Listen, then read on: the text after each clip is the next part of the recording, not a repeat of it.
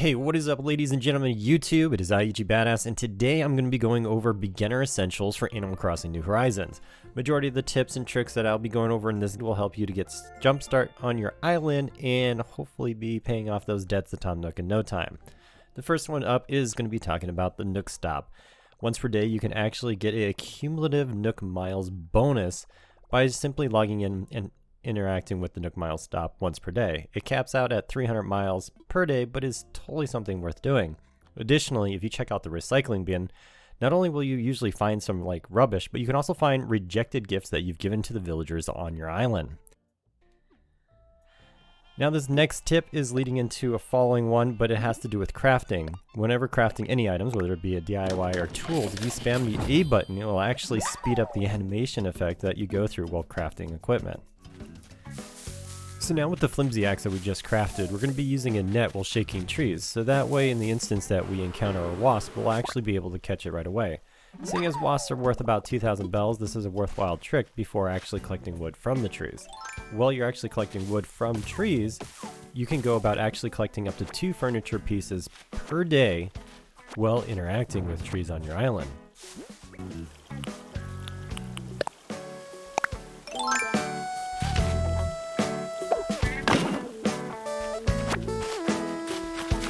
As I'll actually show here while continuing to shake trees on my island, eventually I got some furniture pieces from it.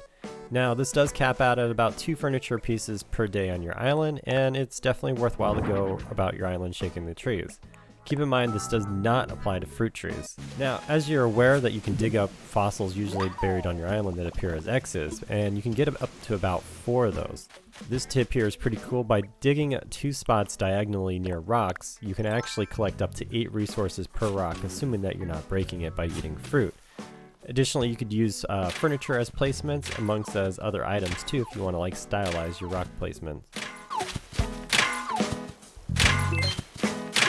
Also, with these 6 rocks that you have available on your island, one of them every single day will be a money rock. This money rock will produce upwards of 17,000 bells minimum.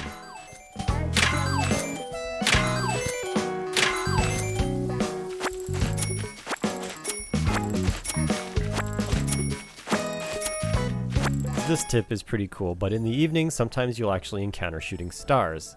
In this event, just simply press up twice on the right analog stick so you can observe the sky and then press A to collect the fallen star. And these star fragments will actually appear on your beach on the next day. Granted, you won't get all the star fragments that you had wished upon on the previous night, but you'll still get a decent majority, and these are used for crafting celestial recipes that you collect from an NPC named Celeste, which is the sister of Blathers, who runs the museum.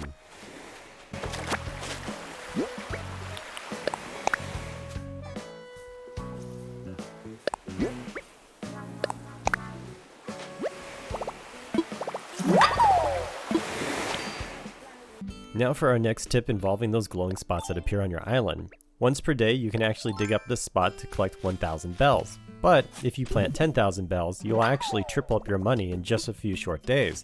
This trick does apply to planting up the maximum amount of bells, which is 99,000 bells, but keep in mind there's only a 30% chance to actually triple that amount of money.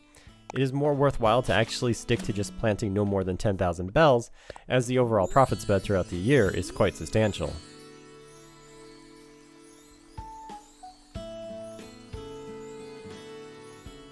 Now this one, I'm going to be talking about eating fruit to actually move your trees more easily. As I'm going to consume 2 pieces of fruit right here, you are able to actually dig up full-size trees, instead of just simply chopping them down or planting new trees if you prefer to grow them from saplings. I'll also be demonstrating a couple of the basic mechanics found in Animal Crossing, including if you hold down B, you're able to sprint.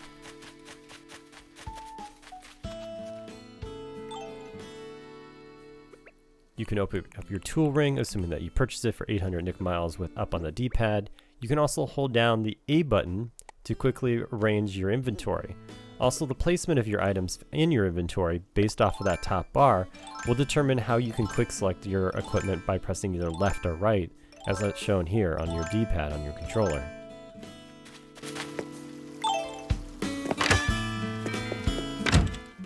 Now, for this next part, it is a bit of a novelty, but I feel like it is worth mentioning. You can actually sell multiple items simultaneously. Albeit this is something that most people should probably already know or find out on their own. It is something that somebody had mentioned to me that they didn't actually realize until actually a few days in the game, and they were selling their items one at a time instead of selling them all at once, as I am demonstrating right here by just selecting A on everything you want to sell before pressing the plus sign to continue. Now, while interacting with NPCs, if you hold down the B button, you can actually speed up the dialogue that goes by. This is not only applicable to villagers of your island, but pretty much basically any NPC that has any form of dialogue. Additionally, you will have encounters of random NPC encounters on your island, such as like Leaf here, which will be usually associated with an event or is just simply the random encounter of the week, so that way you can have some like fun events and effects. This involves NPCs like CJ, who gives you a 50% increase in revenue from selling fish to him, Flick, who gives you 50% increased money by selling insects to him, and a variety of other ones.